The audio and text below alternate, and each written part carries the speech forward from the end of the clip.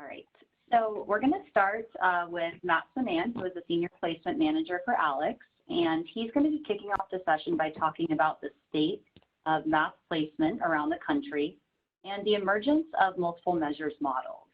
He's then going to go into some research around multiple measures in Aleks Ppl, and then he's going to hand it over to our panelists. So our first guest speaker is John Hansen. He is the Dean of STEM at Iowa Central Community College, and he will share more about the research they've done to evaluate the efficacy of different placement models, talk a little bit more about their placement journey. And after that, we're going to hopefully hear from Doug Mupasiri from University of Northern Iowa. He did inform us that he's having some technical difficulties, so we'll hope that he is able to join us. But if not, we will just get to hear more from John. So once the speakers share a little bit more about their placement journey, we're then going to open it up to a panel discussion that Matt Sinan will facilitate. So if you do have a question for the panelists, you can submit it through chat. If we are fortunate enough to have Doug join us as well, and your question is directed at either John or Doug, please indicate that when you submit your question. Otherwise, if it's just a question for either panelist, you can just submit the question. And again, we'll do our best to address it today. But if we don't have time to answer your question, we'll be sure to have John, Doug, and Matt follow up with you after. So at this point, I'll turn it over to Matt, and he'll talk through a little bit more about the current state of placement and Aleks Ppl. Okay, thank you, Emily. Good afternoon, everybody. Thanks for joining us on today's webinar. Before we hear from both of our speakers today, we did want to spend a few minutes just talking a little bit about the state of math placement across the country, some of the research that's being put out there, and sort of set the table before we hear about the placement journey at two different types of institutions. So a little bit about the current state of math placement. There's a lot of research coming out, or has already come out, about evidence of poor efficacy of some of the more commonly used traditional placement tests. That these tools don't necessarily correlate well with success in the classroom, and also place too many students in developmental classes who otherwise may have been successful in a college level class. So some of the seminal research around this has become part of the math redesign initiatives across the country. What's interesting is that, even with some of the move towards multiple measures, placing diverse student groups is still a challenge, how to create an equitable process. And the idea behind multiple measures is to move away from a single measure type placement to using a combination of measures to improve accuracy, to get a more accurate picture of a student's knowledge and what courses they would be successful in, not only their knowledge, but also their aptitude, I would say, and to accelerate their completion, to move more students out of developmental classes and get them into credit-bearing classes. And, the move towards multiple measures is, being had alongside conversations around co-requisites and pathways as well. But really, this whole conversation has started because some of the more traditionally used assessments have not done a good job at putting students in the correct class and setting them up for success in their college pathways. This is just a slide to show you some of the emerging multiple measure models that we see across the country. And the first two are the most common. And actually, the second one here, which we'll call predictive analytics or an index score, this second one is really sort of the idea behind multiple measures, that instead of using a single measure, combining different measures together to get a picture of a student should produce a more accurate assessment of where a student's at. So this is one model. But interestingly enough, even though the initial research sort of talks about using sort of metrics in conjunction with one another, this waiver or hierarchy system is what we're seeing more commonly implemented.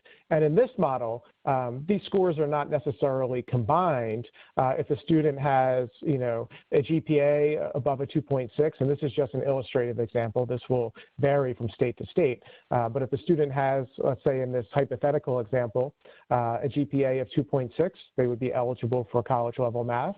If they don't have a 2.6 GPA, but a standardized test score is at a certain level, they might also find their way in. So in this type of model, it's sort of picking whatever is highest and using that to place a student. In the second model, it's combining things together using an algorithm or some type of formula to create an index score for a student.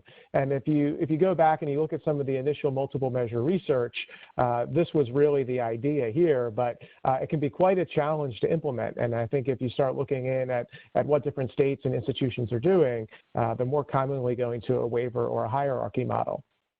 And in some cases, you'll see directed self-placement. This might be, a skills inventory, conversation with an advisor, a combination of the two, but not necessarily looking at placement test scores or GPA or standardized test scores, but having a conversation with the student about their experiences and then selecting the best pathway. So these are some of the models that we're starting to see emerge. And if you look at what's going on across the country and you look at some of the research, these will be sort of familiar themes that you see. So what are the common measures? This is just a list of some of the most common things that we see being used for placement. And as we saw on the last slide, standardized test scores are very popular, and we'll talk about that in a moment. High school GPA, I think you'll find in a lot of the research, is probably one of the more promising measures, in some cases a little bit better than SAT and ACT for placing students. Of course, standardized placement tests still exist, so they're still used. Grit or non-cognitive inventories are another common measure. And then Aleks Ppl, which we'll learn a little bit about more today, is starting to emerge as a more commonly used placement tool. It's a little bit of a different model than what we would, what a standardized commercial placement test offers. So these are all of the different measures that we sort of see out there. There may be some more in a specific state, maybe end of course exams used in high school, a Regents exam or something like that might also be in the mix, which we see in the CUNY system in New York. One of the things we did want to address is, and we're going to hear from our panelists on this, is placement necessary? If we're going to co-requisites or we're going to a pathways model, do we even need a placement process for our students? Some institutions would say yes. In other cases, I've seen a move away from this. The bullets here just highlight research that was published late last fall from the Community College Research Center on work that was done across the state of Tennessee. And it was looking at the effect of co-requisite models for student success. And what they found, and I think is pretty illustrative, is that students who were on the margin of college readiness, so they were within, in the threshold, were much more likely to succeed in a co-requisite model. It had a big impact for those students. And I think that wouldn't surprise a lot of folks on the call, that if you're close to the threshold and you're provided some extra support, the likelihood of you succeeding is higher, and that makes a lot of sense. One of the interesting points in the study is looking at, it's unclear how co-requisite remediation affects students who are far below cutoff thresholds for college readiness and have greater academic needs. We think this is where, placement is still important. How do you identify who's near the college readiness threshold and who needs additional support? And how do you get an accurate picture of that, just in time?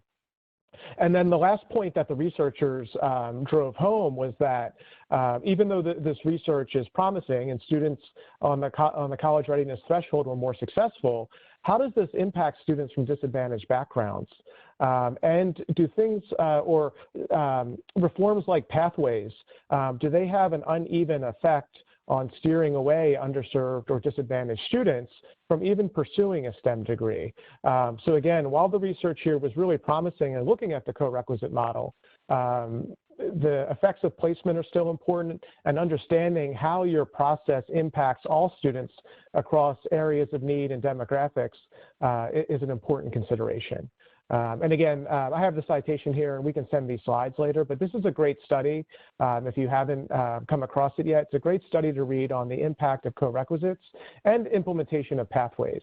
And how they impact each other. It talks about course success and also ultimately credit attainment as well. And one other thing we wanted to share here, for institutions looking at SAT and ACT scores, looking at the impact that these scores have on equity. This data is from the 2016 College Bound Senior Report, and it looks at the average SAT math score versus demographics, as well as versus income.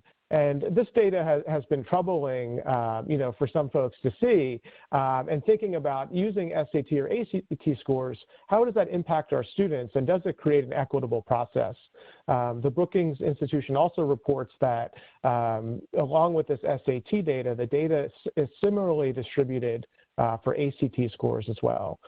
So again, when we talk about creating an equitable process for all students, this is something to consider. And do these scores make sense for placing students? One of the last slides we'll show here is another great study that, if you haven't seen it, this is again from the Community College Research Center. It's a study that was done across 7 colleges in the State University of New York system. It was looking at a true multiple measure model that had a standardized placement test and high school GPA, in some cases other high school records as well, depending on the institution. It was using a controlled randomized study comparing this commercial placement test to a model that used high school records along with the placement test scores.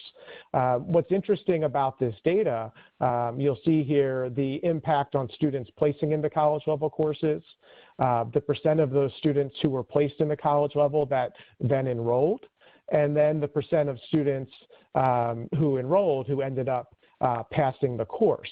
And you'll see here that the results were much more profound for English than for math. With math, there was a 3 percentage point improvement in from students who enrolled to passing the course. But when you look at the study and you look at the cost to implement this and the impact that it had in mathematics, it shows that there's still a large opportunity here to create transformational results in math placement. It moved the needle a little bit, but we think that there is an opportunity to do or move the needle in a much greater way than what we see in this study.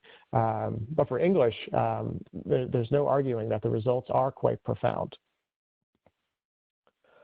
So when you're thinking about these models for your institution, just some things to evaluate as you look at the research or as you conduct studies on your own campus. One is when you're looking at the historical research, to compare research that's using predictive models versus controlled randomized studies. You will sometimes see a big difference there, and data from the controlled randomized studies is starting to be published now, so that's definitely something you want to keep an eye on. You want to pay attention to the validity of the different measures in your system.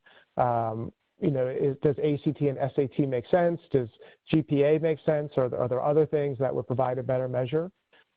Looking at the difference between math and English, placing in these courses can be a very different proposition. Math tends to have a lot of different flavors and a lot of different courses.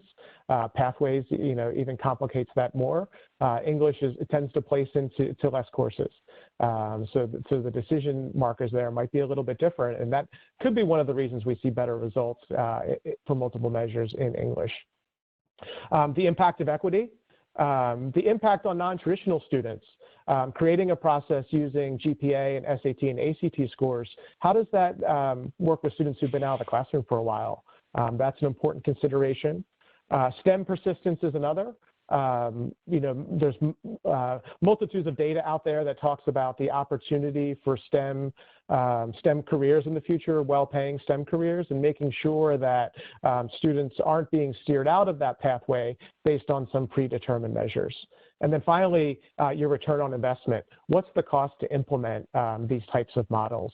If you go back and you read the research done in the SUNY system, the cost was quite high to implement that model. So the algorithm model, the first year, cost $110 to $120 per student, with a predicted ongoing cost of $40 per student. So these things aren't always free. So you want to measure what is the return on the investment, how does it impact course success, how does it impact credit attainment, degree attainment, and then how do you create a process that's going to work for everybody.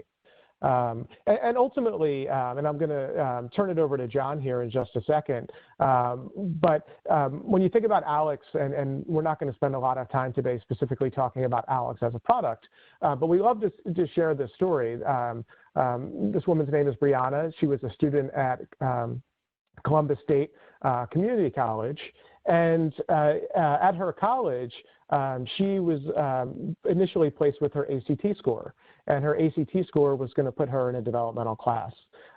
She actually worked in Aleks and was able to earn her way into the college algebra co-requisite class. So she studied somewhere between 5 to 7 hours, cleared the cobwebs and brushed up on her math skills, but she was able to accelerate her trajectory. Today, she's a math major at Ohio State University. So it's an awesome story, and we love to share it because when you think about placement, we want to create more Brianna stories. We want students to be able to succeed, to fulfill their dreams, and with a little bit of work and refresh in knowledge, get to where they want to go. So with that, we're going to hear from our two panelists, and what they're going to do first is talk a little bit about the placement journeys at each of their campuses. And then from there, we'll transition into a Q&A. So as you hear them present, if you have questions for John or for Doug, please put them in the chat or the Q&A. And once they're done their presentations, we'll go into a panelist format. So with that, John, I'll turn it over to you. Okay, thank you, Matt. I hope everybody's enjoying what they're hearing so far. It's kind of nice to be on a virtual webinar since this is probably good practice for a lot of colleges moving forward with the coronavirus. Yeah, as Matt said, I'm John Hansen. You may be wondering what the second M represents. That stands for medical, so I cover not just the normal STEM areas at the college, but also the medical profession. So do you have, Matt, do you have my slides ready to go? I do. Okay, we can go ahead and start. So okay. we'll just start with the first slide. Basically, what I'm trying to do is introduce you to Iowa Central, and you can use that in comparison to when Doug gets in here to the college that he represents. We're basically a small rural community college in the pretty much north central part of the state of Iowa. We serve 9 counties with about 135,000 residents within our counties. It is an area with declining population. In fact, over the last 10 years, the number of graduating high school seniors in our region has decreased by 50%. So we do have some issues when it comes to trying to attract students to our college. We serve roughly 5,000 full and part-time students, and prior to the 2014-2015 academic year, we used a combination of Compass, AccuPlacer, ACT, and SAT to place our students. Compass was the most widely used one. ACT and SAT, specifically ACT, was used also more. And then we had some students with AccuPlacer and SAT. So the next slide is going to talk a little bit about the journey that we made to Aleks Ppl. So in the spring of 2014, I was invited to a meeting in Ankeny, Iowa, concerning a product for placing students in mathematics. I'd heard of Aleks Ppl before. Iowa State and Iowa and UNI have also used them for many years, but we really didn't know an awful lot about them. So I went to this this presentation, and during that presentation, we were basically offered to join a pilot project where we would get access to Aleks Ppl for our students for a year. We would have free access to it, but we had to agree to submit our results and our data to Aleks once we scrubbed it of all personal identification. So we had free use of Aleks Ppl that should included their 5 attempts and 6 months of use of the prep and learning modules. We sent our syllabi to the Aleks Corporation. They matched the cut scores to our syllabi, which contained all of our course outcomes. So we used the cut scores that were generated by Aleks. And the interesting thing about this information that I'm going to be showing in the next several slides is that we start enrollment at Iowa Central usually in February for the fall semester. So by the time we implemented Aleks Ppl, it was about June of 2014. So we had already had roughly 4.5 months worth of students registering for classes, and then we had the rest of the summer that they were going to register but use Aleks Ppl. So the information is going to contain students in the same course, same section, that some were placed with Aleks and some were placed with, I call it non-Aleks, so Compass, ACT, whatever. So a little bit of information about how we administer Aleks Ppl. We set it up in such a way that every student has 5 attempts, but the first attempt that they have is unproctored. And the reason we chose to do that was we wanted the students to be able to relax, take the assessment, and you notice I don't call it a test, I call it an assessment. When you talk about a test, you really are starting to talk more about a pass-fail, a success-fail. And that really is where students begin to get this block on taking an exam, because they feel that if they don't get a high enough score, they have somehow failed. So we tried very hard to tell the students that this is not about whether you pass or fail or meet a specific number. It's more about telling us what do you know about mathematics and what don't you know. And that way we can place you better in the course. But that first test being unproctored gave them the ability to relax a little bit. And when they take the assessment, then after that first assessment, whatever score they get, Aleks generates a prep and learning modules for them based upon their knowledge at that particular state. But if it's unproctored, like the first one is, then it doesn't count for placement. Now, students can override that and ask for the first one to be proctored if they would like, and therefore it would count for placement. So after that first attempt, we require all subsequent attempts to be proctored. We do that through a variety of consortiums. The state of Iowa now allows any student that is enrolled in any community college across the state can take the Aleks assessment free at any testing center at any of the community colleges across the state. We also use respondents monitored for our proctoring of tests for students that are far out of state, but we usually try to set them up to go to some certified testing center. So from the third, or after they take their first assessment, if they want to take it again, they have a cooling period of 48 hours and then they take the second assessment. But to take the third assessment, they have to spend 5 or more hours in the prep and learning modules. And that's the same from going to the third to the fourth and the fourth to the fifth. So we cover the cost of the assessment for our students. It's $15 per student. That gives them 5 assessments, and currently we now get 1 year of prep and learning modules opened up for the students. We feel that that $15 per student is a drop in the bucket when it comes to having a student properly placed, staying at our institution for the total of 60 credit hours. When you break it down to 60 credit hours, then really it's not costing a lot. We know that when students fail their first math class, they're more likely to drop out than any other failure that they may encounter while in college.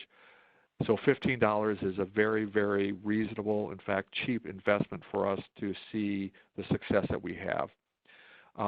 Next slide, please. So the next slide basically shows our college level success for our courses prior to 2014-2015 academic year. So I conclude a pass is A, B, C, failure rates are D, F, Ws, and what you see there is 56% of the students enrolled in all college level courses were passing, 44% were failing. So clearly that's not something that we feel was very good, and that was one of the reasons why we looked at changing how we are placing our students. You can go to the next slide, Matt. This next slide just basically tells everybody what our courses are. So we have the 5 courses that I'll be talking about today are really our Math for Liberal Arts.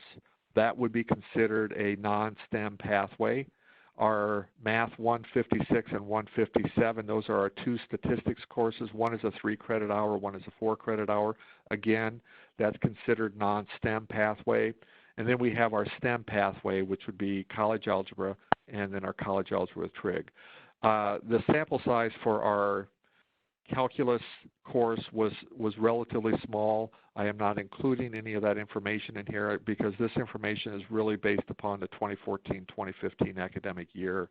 So I didn't feel that the calculus sequence was going to be, or the calculus 1 information was going to be significant here. So the next several slides are going to be looking at our success rates for the students that were in the same course, whether they were placed with Aleks or not placed with Aleks.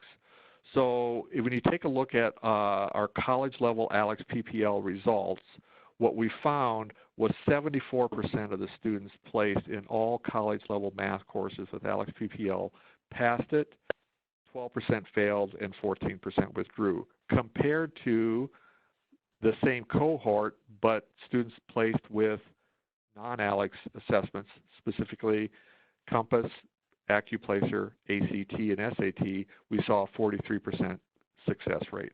So clearly there was something going on that Aleks was doing much differently than what we were seeing with ACT, Compass, and so on.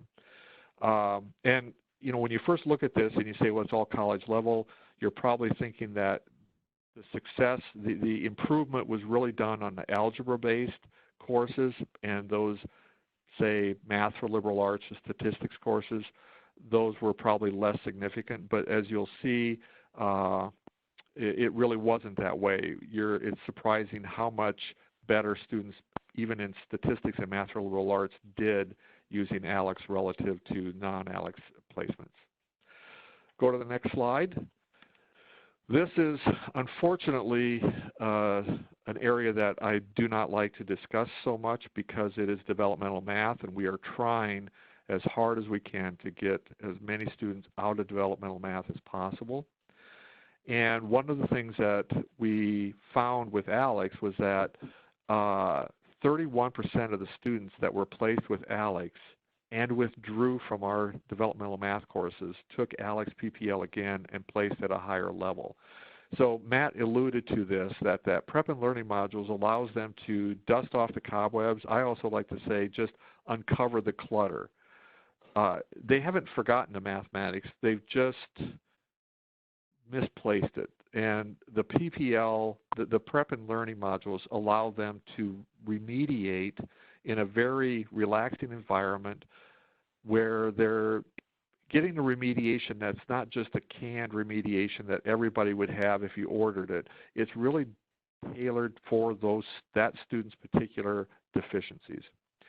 But anyway, just to let you know, in Dev Math, we saw a 49% success rate versus a 25% for students that were not placed with Aleks Ppl. And that's a significant change. 49% is not as good as we would like it to be, and I will talk just a few seconds about that. First off, over several years after we started Aleks Ppl, we realized that the back end, the data that we collect about the students' placement scores, what they know and what they don't know, allowed us to create an entirely new developmental math sequence by which we move students through much faster, and our success rates have gone from the 49% all the way up to the high 70s, low 80s in cases. So that was only possible due to the ability to look at the data that we can collect from the assessments that the students are taking. One other thing I want to mention too is this data still, like I said, represents the 2014-2015 academic year. As of 2017, 30% of our students, incoming freshmen enrolled at Iowa Central, actually had to take developmental math courses. And the problem with that is that 70% of those students did not leave Iowa Central with any type of degree. So that is a significant problem. How do we address that situation where we know we have a large population coming in with Dev Math requirements, but yet when they start at Dev Math, 70% or so do not complete a degree. That was prior to our change over to our new developmental math sequence, and we do not have a cohort yet that we can report on for how that sequence is doing for students obtaining a degree. But we can move to the next slide. The next slide kind of breaks it down by specific course. So the first course that I want to look at is our survey of math, our math for the liberal arts course. And as you can see, 76% of the students who were placed with Aleks passed the course. And in this particular case, we do count a D as passing because it is considered a gen ed course and it is part of our gen ed requirements. So therefore, a grade of a D or higher is considered successful at the college. Whether that transfers to another institution or not is always questionable. But if you look at the students that were placed without Aleks, only 54%. So there is a significant difference between placement with Aleks and non-Aleks when you even take a look at a course that is really set theory logic, consumer math, statistics probability, some voting, and geometry. So you typically think if you've ever seen Aleks, you look at it as, well, that's going to test them on their algebra skills. But this is where I feel Aleks is doing more than just an assessment on their algebra skills. It's also taking a look at their critical thinking skills and measuring those. So I do believe personally that Aleks does represent more than just a simple single measure. It represents multiple measures. And one other thing, if you're worried about grit, all you have to do is look at the number of hours a student might spend in this prep and learning module and find out that that also measures grit, because we see students that are spending 5 to 25 hours in the prep and learning modules to try to remediate. So that tells me that that measures something about the student's drive to be successful. The next slide deals with our college algebra and our college algebra with Trig. That's our STEM pathway. That's kind of like a pre-calculus course. And again, we saw 69% of the students placed with Aleks Ppl in our college algebra and college algebra Trig course were successful, whereas only 29% placed with Compass, ACT, AccuPlacer were successful. So that's, again, we would expect a huge disparity, and we actually see it, but that's startling when you think about the fact that we had almost 70% of the students successful when they were placed with Aleks. The last slide that I have for results deals with our statistics course. And again, I mentioned this, we don't usually think of statistics as being this algebra track, but yet 72% of the students placed in our stats classes with Aleks were successful, whereas only 46% that were placed with the other ones were successful. There's a couple of things I also want to mention, and I forgot to add this to my slide, but I'll just say it right now. What we did find when we were doing our analysis of that academic year, we singled out students that were placed only with ACT. And we looked at all courses that they were placed in, not just college level, but even Dev Math. And we found that students placed with ACT for that academic year failed at a rate of 75%.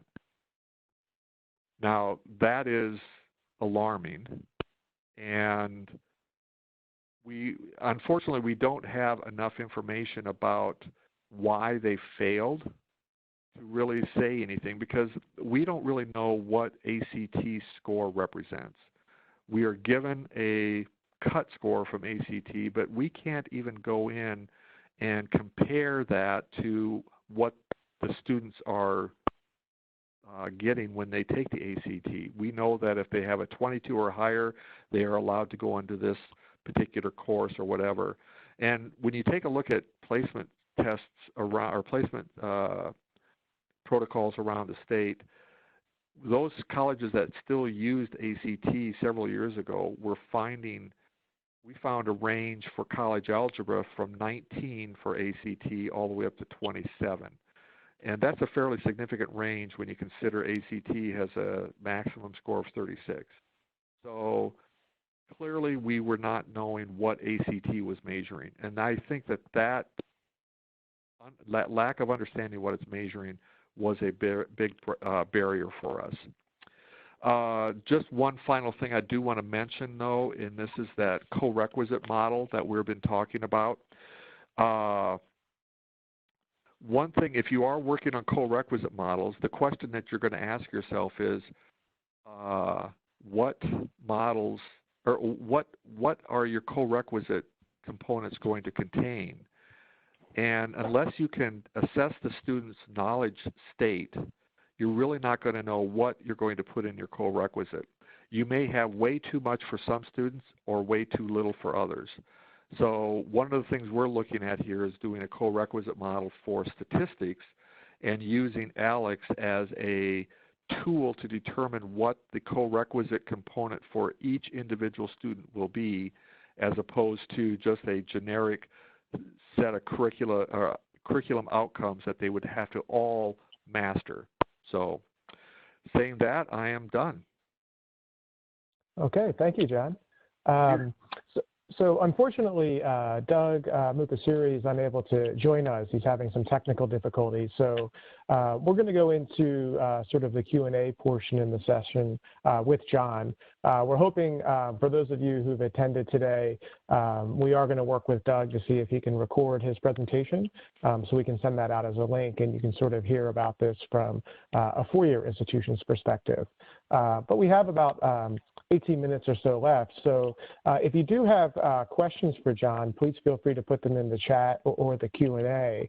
But John, just to sort of start off, to recap, what does multiple measures mean to you?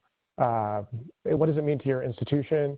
How does that type of model fit in with what you all are doing?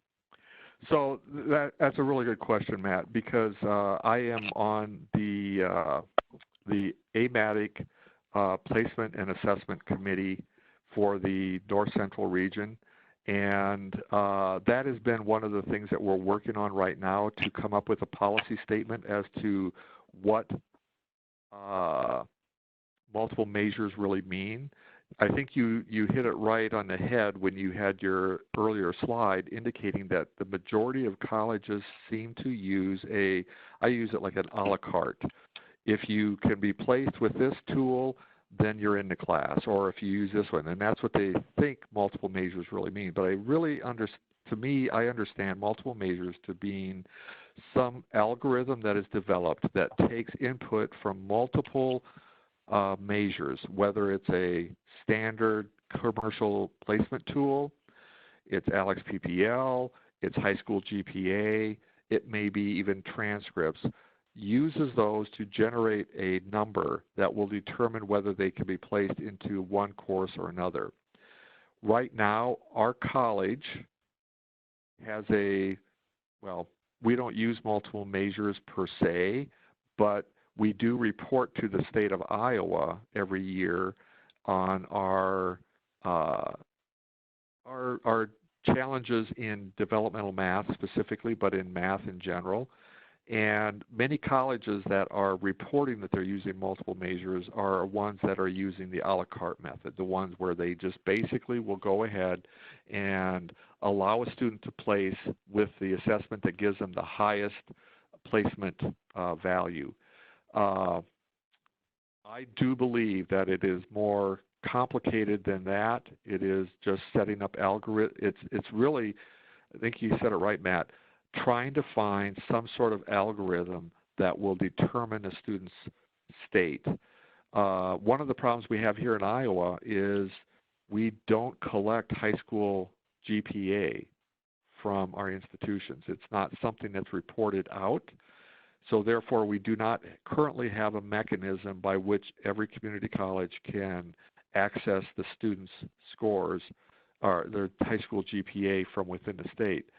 We are also a college that has quite a large out-of-state and international student population, and therefore high school GPA becomes very, very difficult to use for a tool for placement. So to answer your question simply, I think multiple measures are those measures that are used in conjunction with other measures to develop a raw score that you could then use to place a student. And then a question just appeared in the chat. You had talked about, the different pathways that you developed at Iowa Central. Did you notice a difference with student attitude towards the math class that they ultimately took? Well, I would have to say that for the most part, when you have students that are going down our STEM pathways, you typically have a higher motivated student, a student who is much more motivated to be successful. They, in a lot of ways, have been, they know what to expect. They know the level of mathematics that they're going to have is fairly significant. It's when you talk about the non-STEM pathways, I think that's always a problem for us to try to motivate them. One of the things we do, and this is, I know this is not Aleks Ppl, but we do use Aleks 360 to deliver our developmental math curriculum.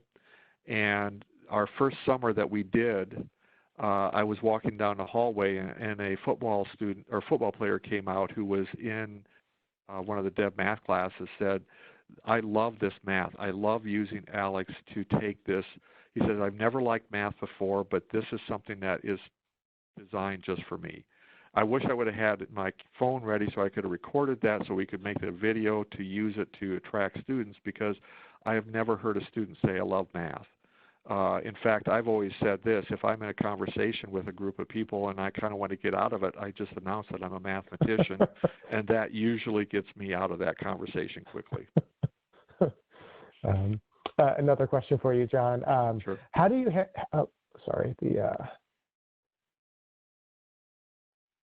how do you handle students who do not take PPL before starting their courses? Can students take PPL after they enroll in a mathematics course? So we require mandatory placement, meaning that all students must have a Aleks Ppl score prior to being enrolled in any of our math classes. So we do have a significant number of students that do not take the Aleks Ppl. So what we have done, and we've always had this in place, but the first 5 days of our academic, our semester, are open, meaning that students can change schedules without it being reflected on their transcripts. So when students come in that do not have an Aleks score, we place them into what's called a math block. So a math block is just a generic math course, and we have about 5 of them that are at various times throughout the day, so that when they come in for the first day of classes, they will automatically be asked to take their Aleks Ppl. They will get a score, and then they will be placed in a particular math course that is as close to the current time that their math block was at that particular time. So if we have a student who comes into our college, has no math score whatsoever, they're entered in this math block 100 is what we call it, course 100. They are put in a Monday, Wednesday, Friday, 8 to 9 a.m. math class, or Monday, Tuesday, Wednesday, Thursday, 8 to 9 a.m. math class. So they will come to the classroom on the first day. They will take the Aleks Ppl. We'll get the score and determine what course they have to go to. So the next day, they will then go to a different classroom that reflects the course that they were placed into. So that's how we deal with those students that come without a math score. We also advise students that it is not necessary to take math your first semester. You do not have to do that. And I think the research shows that if a student's been away from mathematics for any significant time, and our assessments are valid for 1 year, and some people say that that's maybe too long, but we allow students to be placed using an assessment that's 1 year or newer. But after 2 years, the amount of mathematics that they have lost has really pretty much leveled off. So if they're more than 1 year out, it doesn't matter whether they're 1 year or 4 years out, they're not going to have lost any more mathematics or a significant amount of mathematics. So we just say wait until your next semester, during the fall semester or during the spring semester, take the Aleks Ppl while you're at college. We'll put you in the right course. It also gives you time to do the prep and learning and maybe remediate out without even having to take a dev math class. Cool. Another question here in the chat. This is sort of a two-part question. So we'll get your take on this one, John. Sure. What is your take on using PPL, implementing it proctored versus unproctored? I know you all proctor, but yeah. We'll start with that. What was your take on each of those implementation models be? Okay, so this has been a discussion across the state of Iowa. So I always approached it this way. Every other tool that was used prior to Aleks Ppl, Compass, AccuPlacer, SAT, ACT, they are all proctored. Why would we have then chosen to take an unproctored assessment and use that for placement? So that was the starting point for my discussion with other people about it. If we've already been using proctored assessments, why would this one not be? As what we have found, and this is something that I do not want to speak for Iowa State University, but I do know their former department chair, and we have talked a lot about the Regent universities that are not proctoring, and they have far more resources than we do as a community college, and they can take a look at IP addresses, and they know that there are times where students are maybe, we call them Aleks parties. So high school students get together in large groups and they get a couple of ringers in there and they all log in to take their Aleks Ppl, and then that person goes around and helps them get the score they want. I know this for a fact because my son went to Iowa State and he had opportunities to go to these Aleks parties at the high school. He never did because he just took the assessment at home with me monitoring him. But we also use Respondents Monitor, and I'll be honest with you, we don't see an awful lot of cheating, but we do see enough to warrant a concern. They bring in people, they bring in outside sources. You see their eyes wandering away from the camera, looking at a second or third screen. They're using their phones, all sorts of different things. And I think if you really want to talk about this, I think you really have to kind of even think about, if you reach out to other institutions, specifically Oklahoma State and University of Oklahoma, I think they will talk to you about proctoring Aleks Ppl and the struggles they had when they did not proctor them. They found out that there was a significant amount of cheating that was going on, placing students way too high and then high failure rates in those classes. So. And the follow-up to that, John, a question just came across the chat. Why is your first assessment in Aleks Ppl not proctored? Well, they can either choose it as proctored or unproctored. The reason we went that way, and it turned out we just sat down as a department at the time and said, okay, one of the problems that we have, and I think everybody's aware of this, is that there's this, when I know this was about 3 years ago, that this common term that was used was high-stake assessments. These are high-stake assessments. Students struggle with them because they can't deal with the pressure. They are worried about failure. So we felt that one way to eliminate this high-stakes pressure is to allow them to sit at home and take the assessment by themselves, and that may make them feel more comfortable and allow them to do better. It doesn't count for a placement, but what it does do is that first assessment also opens up their prep and learning modules, which then allows them to review prior to taking a proctored assessment, which may then feel more high stakes. So that was our logic behind doing that. There's a lot of different varieties of ways you can do this. In fact, the administrative side, you have complete control over what you want to do and how you want to implement Aleks.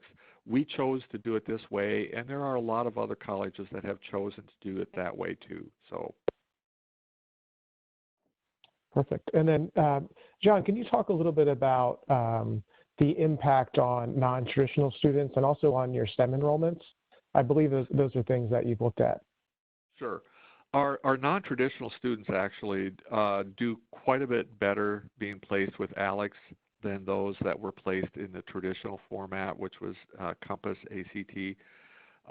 We do see, and this is good news for us, is that when we're looking at enrollment numbers at the college, we don't see a large decrease in our STEM areas. Our math classes are full. I'm having to add more math classes all the time.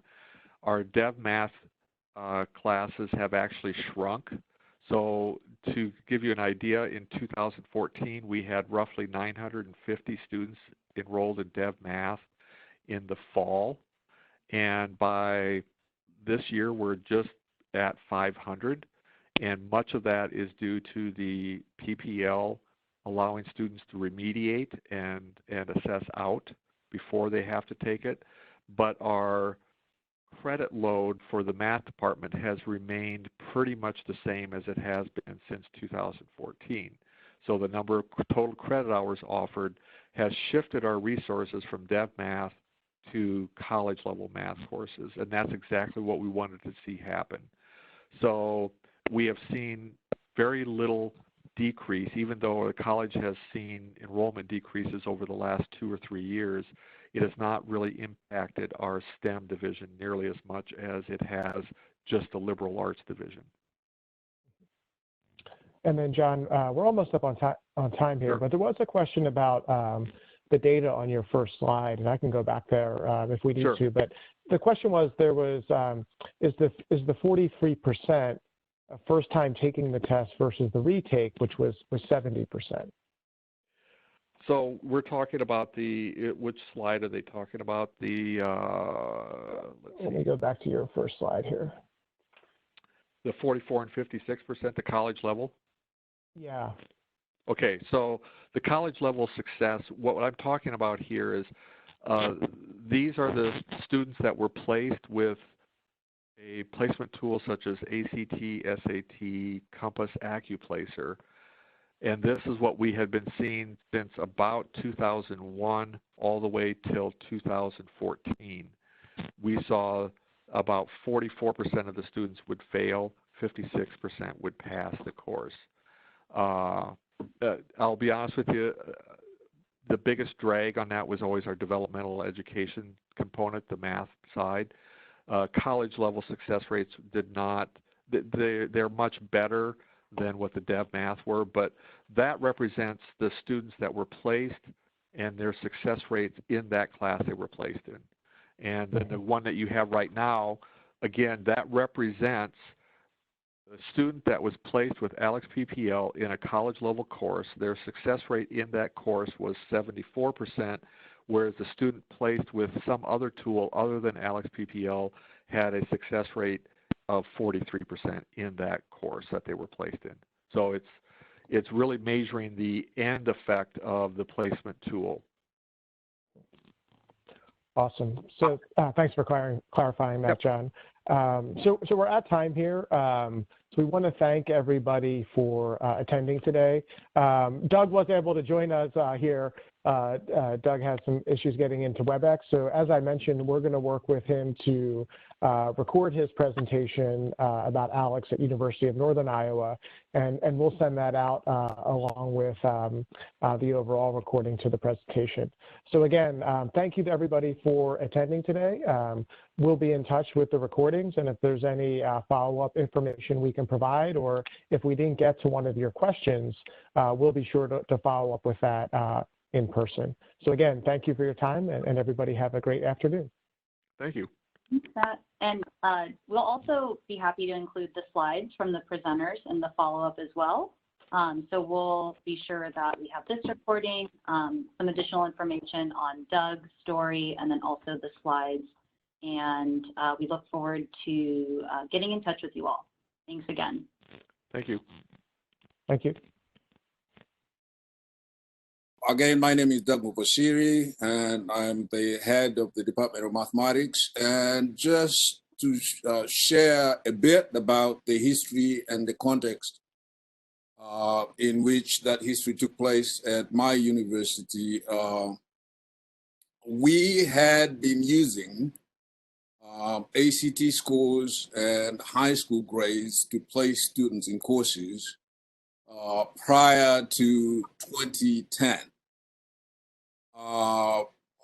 An issue for us was the lack of a uniform placement metric that we could all sort of understand what it meant as we were placing students. Now, students who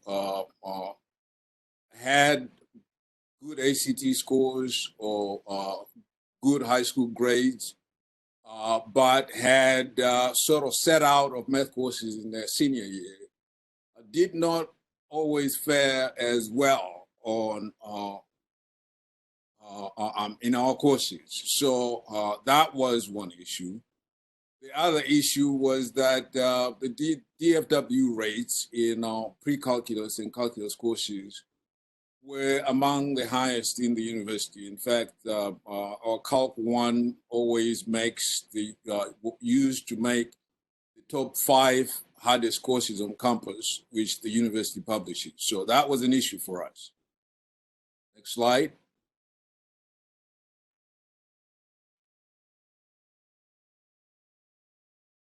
So in 2010, we approached our colleagues at at Iowa State University, really in search of a solution to our problem. The department chair, the math department chair at the time, Wolfgang Kleeman, offered to let us use their homegrown placement test, but added that that might not be such a great idea because he had just completed an analysis of the data from their own placement test and had concluded that the test was really not effective at all. At least it didn't do what they had intended the test to do. So Wolfgang then went on to say, because of that, they had done a test run at Iowa State University in their Calc 1 and 2 courses using Aleks in spring 2008, and that they were going to pilot using Aleks with incoming engineering students in fall 2010.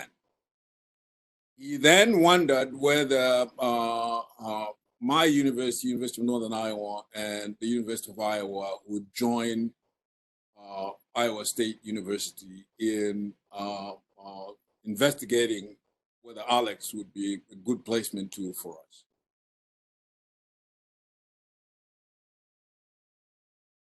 So in fall of 2010, I might just add, I had become department head in January of 2010. So the timing was also great for us. In fall 2010, I made a request to our upper administration to allow us to start using Aleks as a placement exam. The request went up the chain to our college dean and to the associate provost for academic affairs, and then up to the provost.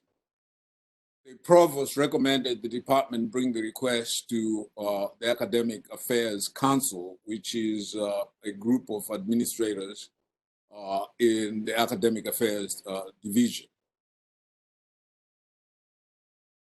So I appeared before the Academic Affairs Council on the dates indicated there, November 19, 2010, December 7, 2010, and February 28, 2011. Following that, the provost named a steering committee consisting of the associate provost for academic affairs, our chief information officer, the director of information systems in our information technology systems, the associate dean of the College of Business Administration, and the College of Education, a College of Education representative, and myself, then interim head of the Department of Mathematics. So the logistics prior to the implementation, so a UNI IT person with the help from Aleks personnel worked on the IT piece of the implementation. The Department of Mathematics and an Aleks consultant worked on the content and cutoff scores. Aleks administrators, UNI University Council worked to resolve some of the legal issues involved in implementing the placement tool. And the Aleks Steering Committee worked with a Student Affairs Division to communicate to prospective students that we were in fact going to be implementing Aleks as a placement tool. And the placement exam first became available to our students on June 1, 2011.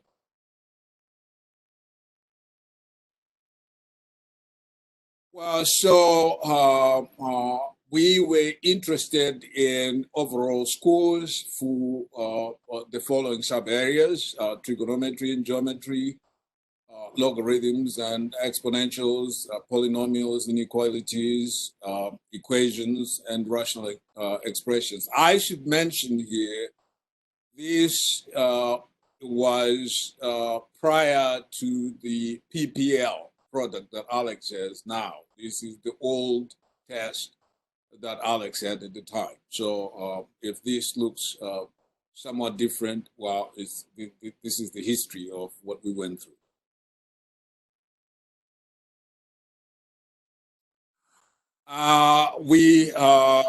With the help of Aleks and in fact our good friends at Iowa State University, we followed their lead and created a link with frequently asked questions for our students. We had campus support for students to contact in case they needed help. And we also had an Aleks help phone number and email that we could use and that students could use. And then we also had to field questions about placement beyond Calc 1.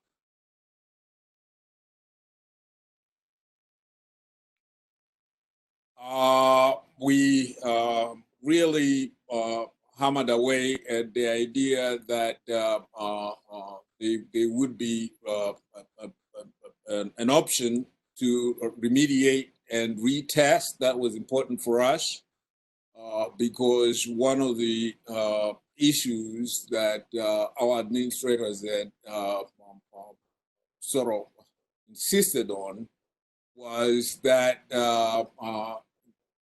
we needed to have a product that allowed students to retest, and if they didn't do well, remediate. And how would they do that? Right. So we allowed several pathways also, so they could either remediate using the Aleks modules, or they could and retest, or they could take a UNI developmental course, which did not count for university credit, but that they could use to place into courses. And they could also use courses at other schools. We sort of gave them that as option. I really used the fact that the Aleks placement tool offered these modules as sort of an enhanced option that Aleks had, which a lot of placement tools did not have, right? A lot of placement tools is just an exam students take, and what they get is what they get, and decisions are made based on that. What I liked about Aleks was this idea that if students didn't do well, you would then be able to say to the student, well, you did not do well. Maybe the issue is just that you forgot. You set out in your high school, you didn't take any math courses. But here is a tool that you can use to sort of revisit these issues and retool and retest and place into the courses that you want to take. That was important to me and my institution for two reasons. First, it meant that for students who were willing to do so, they could save themselves both money and time. Time in the sense that they would not need to take a lower level course when in fact they were quite capable of taking an upper level course. And they would also save themselves money because, by placing into the appropriate course, they would, of course, be able to move faster towards graduation. And so that to me was a real attractive feature of Aleks, was this idea that students could use the modules, retest frequently, and measure their own progress before they retested and placed into the courses that they were interested in.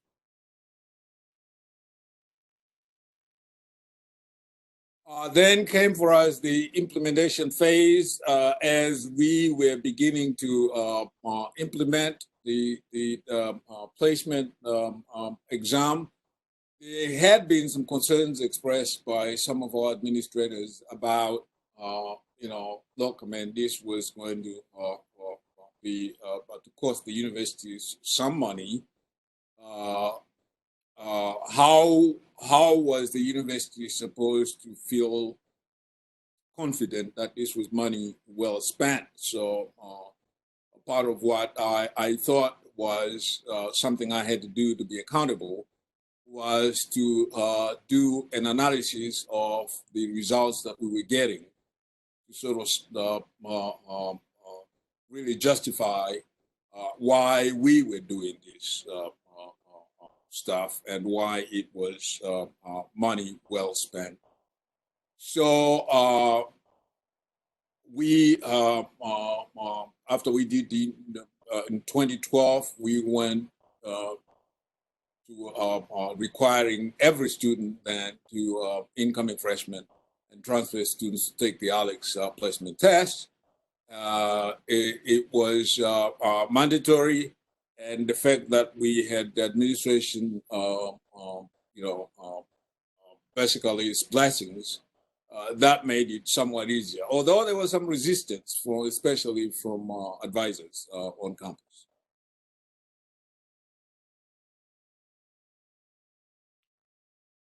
So in that first year, as the slide shows, we had 1,261 students who took the exam once, the first time, and 77 students decided to retake it to improve their scores, and only 8 students took the exam 3 times, so 3 or more times.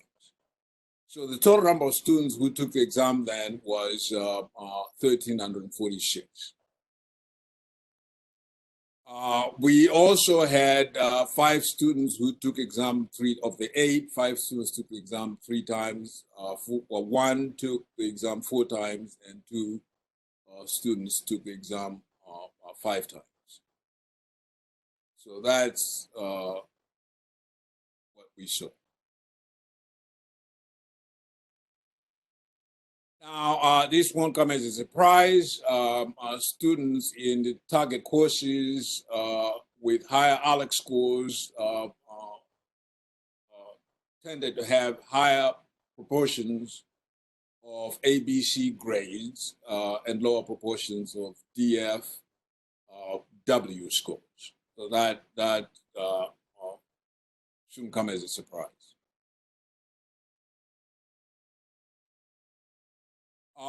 We actually used our statistics guy here used a logistic regression to model the categorical responses that we got from our data.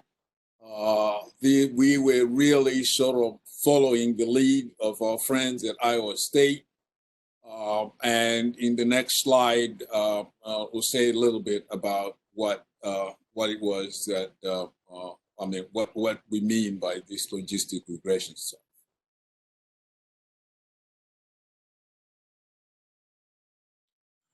And so here the P was to represent the probability of DFW, for most of us we call it, and the 1 minus P, the probability of receiving an A, B, or C grade.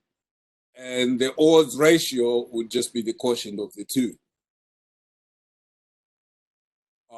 The idea then is to use the logarithm of the odds ratio, to fit the logarithm of the odds ratio to a straight line.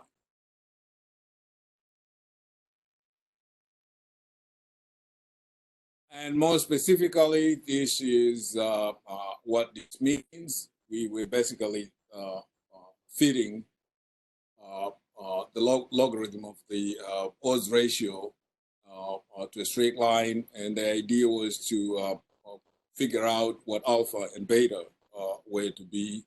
Here, Aleks would represent X would represent the Aleks scores of the students.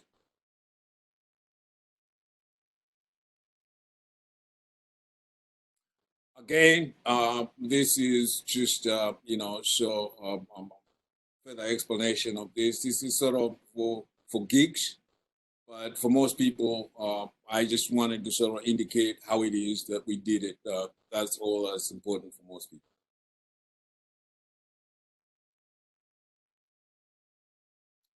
So now here, this is the meat and potatoes of what really sort of shifted the attitudes on my campus. So before we adopted Aleks, we were getting DFW rates in our Calc 1 classes of between 40 and 50%.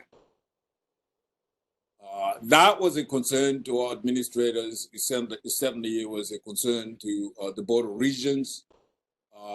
In fact, the story is a lot worse than just what those numbers would indicate if you consider that some of those folks who were failing were already repeating the course. So the idea that we were having 40 to 50% of our students not succeeding was just a real concern, and something that most of us thought was untenable. So what were we to do? Well, we went to Aleks to try to reduce those failure rates. And so the slide shows that in that first run that we did, we got a reduction in the DFW rates from what I mentioned was between 40 and 50% in previous years to down to, as this thing shows here, 28.5%. Still high, but boy, that's a significant reduction from where we had been. So when I shared this data with my superiors, this was one of the things that they thought was really, quite significant, and so they were even more supportive of this effort. I might also mention that when we shared these what we were seeing with the Board of Regents, our Board of Regents was really excited that the departments, I would add that, at this time, both, all of the three Regents universities now, Iowa State, University of Iowa, and University of Northern Iowa, we were all using Aleks by this time. And the Board of Regents was really sort of thrilled that we had found a solution without being pushed by outsiders to do it, and that we were just doing it as part of our really responsibility to the students. So this is great, and our results have moved up and down, but they have certainly been much lower than the 40 to 50% that we used to see. We see now, sometimes in the lower 30s, sometimes upper 20s in terms of the failure rates that we see now. The graph from before showed DFW rates. The other one, the line above, showed CFW rates, but C really, we in our institution we count C as passing grade. So this is the one that just shows the DFW rates, and again it shows our cut score at the time was 65, which is why on the old test that's what Aleks was recommending at the time, and so it was showing that a student who got 65 on that placement test had a probability of 28.5 of getting a DFW in the course.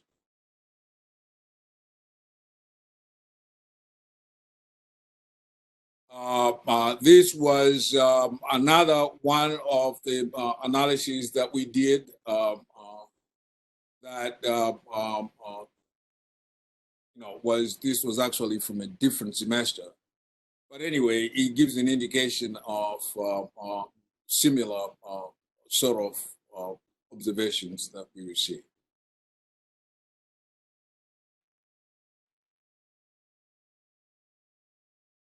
So this is an interesting slide because it shows over on the left side students who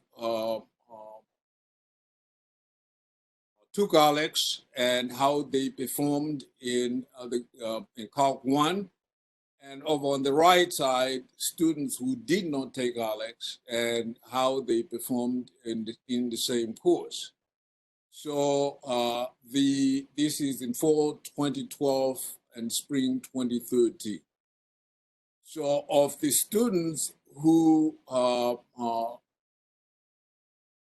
took the placement test and actually placed in the course, 71.5% of those students basically succeeded. That's what this is indicating here. And when by comparison, the students who did not take Aleks but took the course anyway, 48% of them failed the course.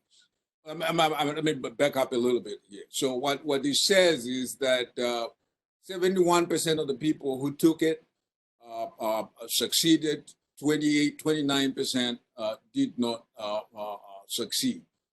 By comparison, 48% of the ones who did not take did not succeed.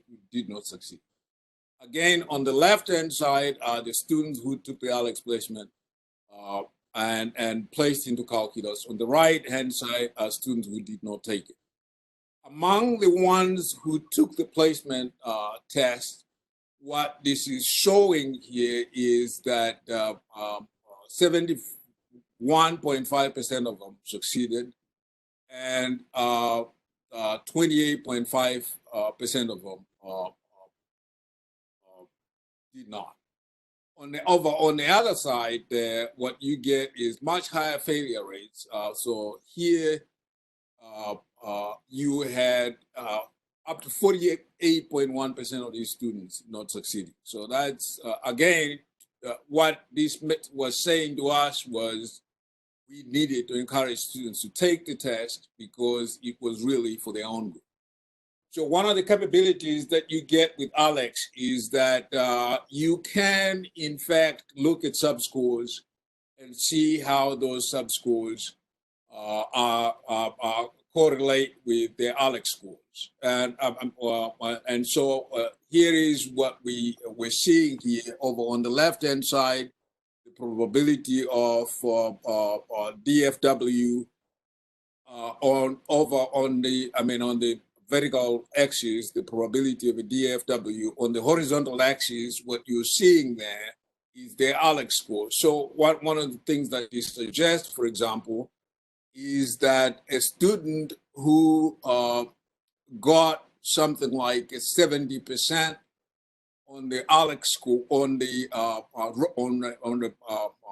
sub-score of radicals on the Aleks placement test, that student had a 10% chance of getting a DFW in the course. So otherwise, it means they got a 90% chance of passing. So if a student, what this is saying is students who understood radicals and did well on the sub-score for radicals also tended to do well in terms of their grade. So the idea of this slide, again, is to demonstrate that using the Aleks placement test gives you the ability to look not just at the overall score, but also at the sub-scores which Aleks reports. So in this slide, for example, we're looking at just how significant is the content on radicals to whether or not a student succeeds in calculus. Well, you can do the same thing with expressions, you can do the same thing with logarithms, you can do the same thing with exponentials. And so if there are any questions about what parts of pre-calculus or algebra are more significant than others, well, you really can sort of answer that question using your Aleks scores to do it. So to me, that's an enhanced capability that the Aleks placement tool has, which maybe other placement tests do not have. Great. Thank you, Doug. I know that's a really great point. I know we do get a lot of questions and there's a lot of interest in what, areas of the test, whether it's algebra or pre-calculus, are predictive of student success in calculus. So the way that you presented this is really helpful. And, especially, sometimes people sort of, if you present results to them that came from somewhere else, it's not as persuasive as giving them results from your own test, right? So what I could do to my own people here would be, these are results that our students got. This is data from our own students. This is not from somewhere else. This is our own students, right? So there is no question about how applicable is this to us. Well, this is us. Right. So that's something that I found to be highly persuasive. Sure. Well, thank you so much, Doug. There's a couple questions we'd like to ask before we wrap up. So the first is, what does multiple measures mean to you and your institution? Well, so multiple measures to me mean really multiple metrics would be what another way that we sort of tend to think about this. This includes ACT scores, SAT scores, grades from high school, what courses students took in high school, and the like. So that's what, and of course, the Aleks placement test, right? So one of the reasons we, although we do not ignore all the other measures, but we really have sort of adopted Aleks as being the most important of the measures that we look at. The reason for it is it puts everybody on the same footing, right? High school grades, an A from one institution or even from one class is not necessarily going to be an A in a different section of the same class, right? Similarly, an A from one school, how does it really compare with an A from another school? There are always these sort of doubts about what do these things really mean. Right? ACT scores, SAT scores. Look, I mean, those measures are not really intended by the designers as placement, used for placement purposes, right? They are sort of supposed to measure readiness for college, which is a totally different thing, right? Do they provide useful information? Yes, but they are not intended to be used as placement tools. So for us, the idea that Aleks sort of gives us a uniform measure that we can use, that we all understand what it means, what the measure means. There are no doubts about what we are getting. That's for us is the most important measure that we use. Other institutions do things differently. If I had to pick a second measure, most important measure, at least for me, it would be the totality of their high school grades would be a measure that makes more sense. Not just one single grade, but a whole bunch of grades. That's a much better predictor of whether a student is going to be successful or not. The other thing that I'll mention is, and we have run numbers on that, is this idea that students who may actually have great potential, but who sit out of a math course in their senior year, may not necessarily succeed in their first math course, not because they don't have the capacity to succeed, but simply because they forgot. So again, the idea that Aleks offers these modules that students can use to quickly review material is an important aspect for us. And then one last question here. Are there any statewide initiatives that are impacting placement at your school?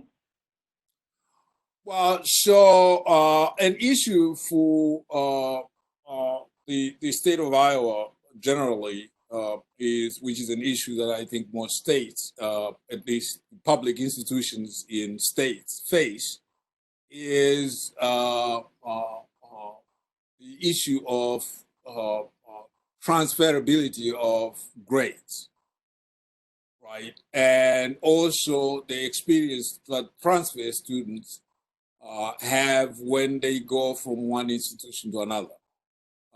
Iowa has 15 community colleges. Many of the students from community colleges who decide to go to four-year colleges come to the Board of Regents universities. And our board is very concerned about the sort of experience that those students get when they come to our institutions. So, and a big initiative here in Iowa, actually, Aleks was sort of